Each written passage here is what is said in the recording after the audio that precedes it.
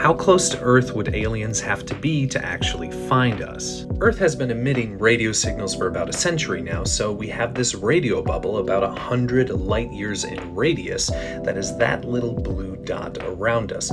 So one might think that if aliens were within that radius that they would be able to detect us. But it's a little bit more complicated than that, because not only do the aliens have to be looking for us, they also have to have the technology to do so, and it also depends on what technosignatures they're looking for. SETI, the Search for Extraterrestrial Intelligence, actually did a study on this called Earth Detecting Earth. They calculated how close an extraterrestrial species using technology similar to ours would have to be to detect various technosignatures from Earth. Now, if we directly beamed a message to a specific star system, they could technically detect that from 12,000 light years away using technology similar to ours again. But of course, we haven't been sending out signals for even close to that period of time. Now, like I said, our radio bubble is 100 light years in diameter, but those signals get weaker and weaker as they get further and further away from Earth. So using Earth-adjacent technology,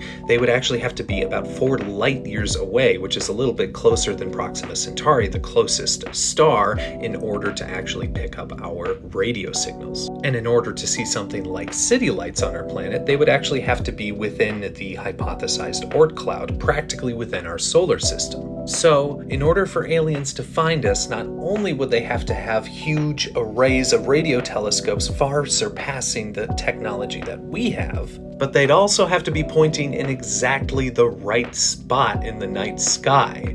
Now, this study is less about whether or not aliens could find us, but whether with our technology we could actually detect various technosignatures of alien species in our galaxy. And this may be a possible solution to the Fermi paradox, the idea that the universe is full of stars but appears to be empty of life.